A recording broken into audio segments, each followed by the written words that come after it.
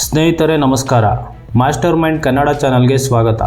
ಇವತ್ತಿನ ವಿಡಿಯೋದಲ್ಲಿ ನಾವು ಮಂಗಳೂರು ಜಿಲ್ಲೆಯಲ್ಲಿ ನೂತನವಾಗಿ ವಾಟರ್ ಮೆಟ್ರೋ ಸರ್ವಿಸನ್ನು ಪ್ರಾರಂಭ ಮಾಡಲು ಯೋಜನೆ ಮಾಡಲಾಗುತ್ತಿದೆ.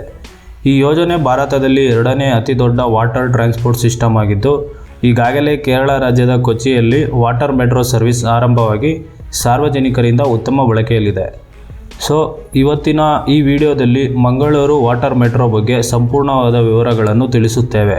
ವಿಡಿಯೋ ಶುರು ಮಾಡುವ ಮುನ್ನ ನೀವಿನ್ನೂ ನಮ್ಮ ಚಾನಲ್ಗೆ ಹೊಸಬರಾಗಿದ್ದರೆ ಕೂಡಲೇ ಸಬ್ಸ್ಕ್ರೈಬ್ ಮಾಡಿ ಮತ್ತು ಪಕ್ಕದಲ್ಲಿರುವ ಬೆಲ್ ಬಟನನ್ನು ಒತ್ತಿ. ನಮ್ಮ ಕರ್ನಾಟಕ ರಾಜ್ಯದ ಮಂಗಳೂರಿನಲ್ಲಿ ವಾಟರ್ ಮೆಟ್ರೋ ಸರ್ವಿಸನ್ನು ಪ್ರಾರಂಭಿಸಲು ಚಿಂತನೆ ನಡೆಸಲಾಗುತ್ತಿದೆ. ಈ ವಾಟರ್ ಮೆಟ್ರೋವನ್ನು ರಾಜ್ಯ ಸರ್ಕಾರದ ನೆರವಿನಿಂದ ಪ್ರಾರಂಭಿಸಲು ಯೋಜನೆ ರೂಪಿಸಲಾಗುತ್ತಿದೆ.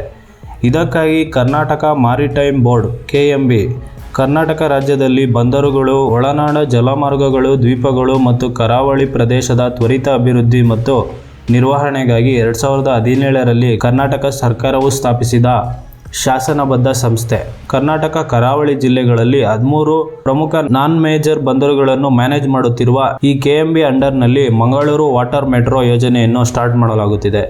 ಈ ಯೋಜನೆಗೆ DPR ರೆಡಿ ಮಾಡಲು ಸೂಚನೆ ನೀಡಿದ್ದು, ಮೊದಲ 30 ಕಿಲೋಮೀಟರ್ ವಾಟರ್ ಮೆಟ್ರೋ ಸರ್ವಿಸನ್ನು ಸ್ಟಾರ್ಟ್ ಮಾಡಲಾಗುತ್ತಿದೆ. ಇದಕ್ಕಾಗಿ 17 ಸ್ಥಳಗಳನ್ನು ಗುರುತು ಮಾಡಲಾಗಿದೆ.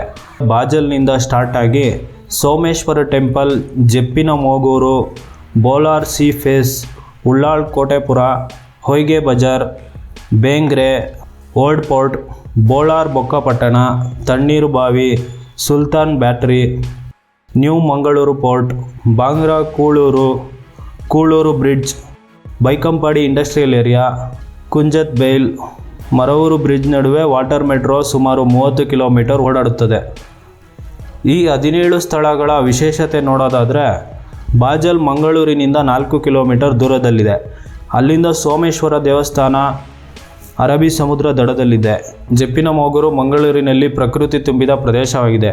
ಸುತ್ತಲೂ ಹಚ್ಚ ಹಸಿರಿನಿಂದ ಮತ್ತು ವಿಶಾಲವಾದ ಬಯಲು ಪ್ರದೇಶಗಳಿಂದ ಆವೃತವಾಗಿದೆ. ಇಲ್ಲಿ ವಿವಿಧ ಮೀನುಗಳ ಲಭ್ಯತೆಗೆ ಹೆಸರುವಾಸಿಯಾಗಿದೆ.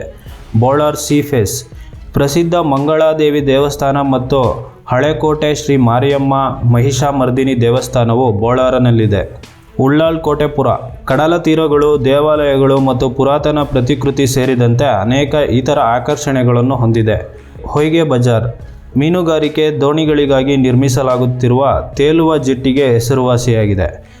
ಬೇಂಗ್ರೆ ಬೀಚ್ ನೇತ್ರಾವತಿ ನದಿ ಸಮುದ್ರವನ್ನು ಸಂಧಿಸುವ ಸ್ಥಳವಾಗಿದೆ ಮತ್ತು ಮೋಡಿ ಮಾಡುವ ದೃಶ್ಯಗಳಿಗೆ ಹೆಸರುವಾಸಿಯಾಗಿದೆ. ನೇತ್ರಾವತಿ ಗುರ್ಪುರ ನದಿ ಮುಖದ ಉತ್ತರ ತುದಿಯಲ್ಲಿದೆ.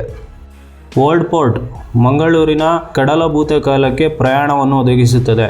ಶತಮಾನಗಳ ಹಿಂದಿನ ವ್ಯಾಪಾರ ಮತ್ತು ಸಮುದ್ರಯಾನದ ಸಾಹಸಗಳ ಕಥೆಗಳಿಂದ ತುಂಬಿದೆ.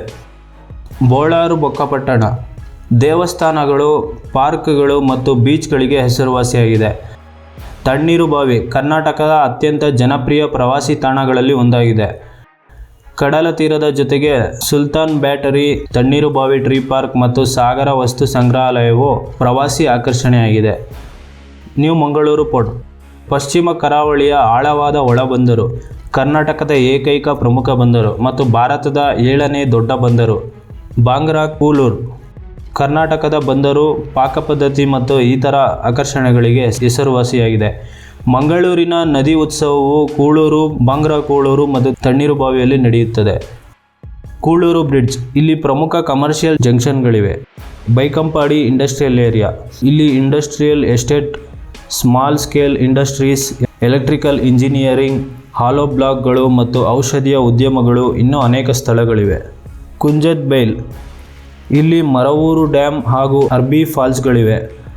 ಸುತ್ತಮುತ್ತ ಪ್ರೇಕ್ಷಣೀಯ ಸ್ಥಳಗಳಿವೆ. ಇವಿಷ್ಟು 17 ಸ್ಥಳಗಳ ವೈಶಿಷ್ಟ್ಯತೆಗಳು.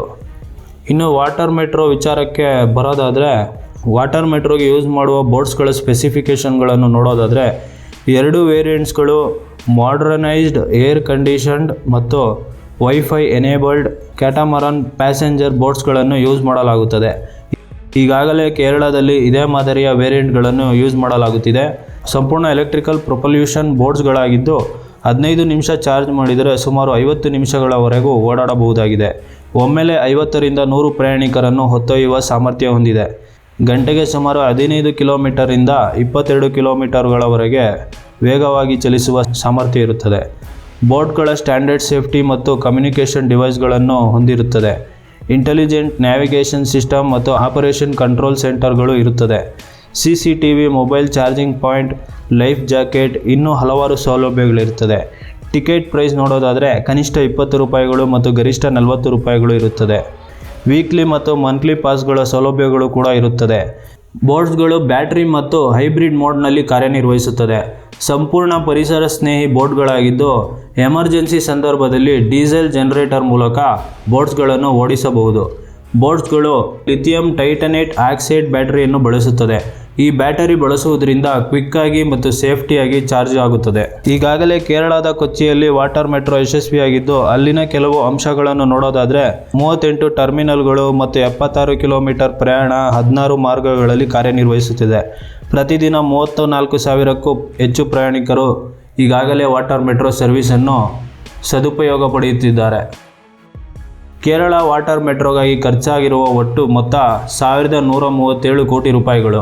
ಏಪ್ರಿಲ್ 2023ರಲ್ಲಿ ಪ್ರಧಾನಮಂತ್ರಿ ಶ್ರೀ ನರೇಂದ್ರ ಮೋದಿ ಅವರು ಕೇರಳ ವಾಟರ್ ಮೆಟ್ರೋವನ್ನು ಉದ್ಘಾಟನೆ ಮಾಡಿದ್ದಾರೆ. ಮಂಗಳೂರಿನಲ್ಲಿ ವಾಟರ್ ಮೆಟ್ರೋ ಪ್ರಾರಂಭದಿಂದ ಆಗುವ ಬೆನಿಫಿಟ್ಸ್ಗಳನ್ನು ನೋಡೋದಾದರೆ ಮಂಗಳೂರು ಬಂದರು ಶಿಪ್ಪಿಂಗ್, ಸ್ಟೋರೇಜ್ ಮತ್ತು ಲಾಜಿಸ್ಟಿಕಲ್ ಸೇವೆಗಳನ್ನು ಹೊಂದಿದೆ. ಹೊಸ ಮಂಗಳೂರು ಬಂದರು ಡ್ರೈ, ಬಲ್ಕ್ ಮತ್ತು ಫ್ಲೂಯಿಡ್ ಕಾರ್ಗೋಗಳನ್ನು ಹ್ಯಾಂಡಲ್ ಮಾಡುತ್ತೆ. ಪೆಟ್ರೋಲಿಯಂ ತೈಲ, ಕ್ರೂಡ್ ಪ್ರಾಡಕ್ಟ್ಸ್ಗಳು, ಲೂಬ್ರಿಕೆಂಟ್ಗಳು ಮತ್ತು LPG ಕಂಟೈನರ್ಗಳನ್ನು ನಿರ್ವಹಿಸುತ್ತದೆ. ಭಾರತೀಯ ಕೋಸ್ಟ್ ಗಾರ್ಡ್ ಹೊಸ ಮಂಗಳೂರು ಬಂದರಿನಲ್ಲಿ ಒಂದು ನಿಲ್ದಾಣವನ್ನು ಹೊಂದಿದೆ. ಮಂಗಳೂರು ಬಂದರು ಭಾರತದಲ್ಲೇ 7ನೇ ಅತಿದೊಡ್ಡ ಬಂದರು ಮತ್ತು ಕರ್ನಾಟಕದ ಏಕೈಕ ಪ್ರಮುಖ ಬಂದರಾಗಿದೆ. ಮಂಗಳೂರು ಜಿಲ್ಲೆ ಕೈಗಾರಿಕೆಯಲ್ಲಿ ಅತಿ ಹೆಚ್ಚು ಶೇಕಡಾವಾರು ಕಾರ್ಮಿಕರನ್ನು ಹೊಂದಿದೆ ಮತ್ತು ಕರ್ನಾಟಕದಲ್ಲಿ 2ನೇ ಅತಿ ಹೆಚ್ಚು ಉದ್ಯಮದಿಂದ ಜಿಲ್ಲೆಗೆ GDP ರೇಷಿಯೋವನ್ನು ಜಾಸ್ತಿ ಮಾಡುವ ನಗರವಾಗಿದೆ. ಹೀಗಾಗಿ ವಾಟರ್ ಮೆಟ್ರೋದಿಂದ ಉಪಯೋಗವಾಗುವ ನಿರೀಕ್ಷೆ ಇದೆ. ಈ ಎಲ್ಲ ವಿಚಾರಗಳಿಂದ ವಾಟರ್ ಮೆಟ್ರೋದಿಂದ ಮಂಗಳೂರಿಗೆ ಇನ್ನೂ ಹೆಚ್ಚು ಲಾಭವಾಗುವ ನಿರೀಕ್ಷೆ ಇದೆ. ಇದಲ್ಲದೆ ವಾಟರ್ ಮೆಟ್ರೋದಿಂದ ಮಂಗಳೂರು ನಗರದಲ್ಲಿ ಟ್ರಾಫಿಕ್ ಕಮ್ಮಿಯಾಗುವ ಸಾಧ್ಯತೆ ಇದೆ. ಮಂಗಳೂರು ಹೃದಯ ಭಾಗದಲ್ಲಿ ಓಲ್ಡ್ ಪೋರ್ಟ್ನಲ್ಲಿ ಒಂದಷ್ಟು ಜನಸಂದಣಿಯಾಗುತ್ತದೆ. ವಾಟರ್ ಮೆಟ್ರೋದಿಂದ ನೇರವಾಗಿ ಕೂಳೂರು ಹೈವೇಗೆ ಕನೆಕ್ಟ್ ಆಗುತ್ತೆ. ಹೀಗೆ ಕನೆಕ್ಟ್ ಮಾಡೋದ್ರಿಂದ ನಗರದೊಳಗೆ ಟ್ರಾಫಿಕ್ ಕಿರಿಕಿರಿ ತಪ್ಪಿಸಿ ನೇರವಾಗಿ ಕೂಳೂರಿಗೆ ತಲುಪಬಹುದು. 30 ಕಿಲೋಮೀಟರ್ ವಾಟರ್ ಮೆಟ್ರೋ ಪ್ರಯಾಣದಲ್ಲಿ ನಗರಗಳಲ್ಲಿ ರಸ್ತೆ ಮೂಲಕ ಓಡಾಡುವ ಬದಲು ವಾಟರ್ ಮೆಟ್ರೋವನ್ನು ಉಪಯೋಗಿಸುವುದರಿಂದ ಅತ್ಯಂತ ವೇಗವಾಗಿ ಕನೆಕ್ಟಿವಿಟಿ ಸಿಗುತ್ತೆ.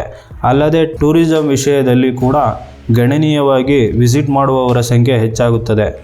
ಗುರುತು ಮಾಡಿರುವ 17 ಸ್ಥಳಗಳಲ್ಲಿ ನೋಡಬಹುದಾದಂತಹ ಹಲವಾರು ಪ್ರೇಕ್ಷಣೀಯ ಸ್ಥಳಗಳಿದ್ದು ಮಂಗಳೂರಿನಲ್ಲಿ ಪ್ರವಾಸೋದ್ಯಮ ಬೂಸ್ಟ್ ಆಗುತ್ತದೆ.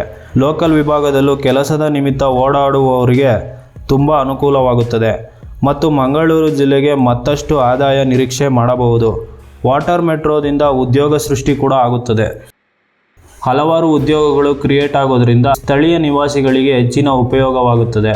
ವಾಟರ್ ಮೆಟ್ರೋದಿಂದ ಎಲ್ಲ ವಿಭಾಗಗಳಲ್ಲೂ ಉದ್ಯೋಗ ಸೃಷ್ಟಿಯಾಗುತ್ತದೆ.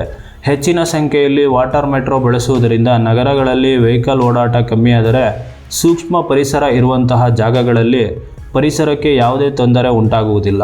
ಇವಿಷ್ಟು ವಾಟರ್ ಮೆಟ್ರೋನ ವಿವರಗಳು. ವಿಡಿಯೋ ಇಷ್ಟವಾಗಿದ್ದಲ್ಲಿ ಲೈಕ್ ಮಾಡಿ, ಶೇರ್ ಮಾಡಿ ಮತ್ತು ಸಬ್ಸ್ಕ್ರೈಬ್ ಮಾಡಿ.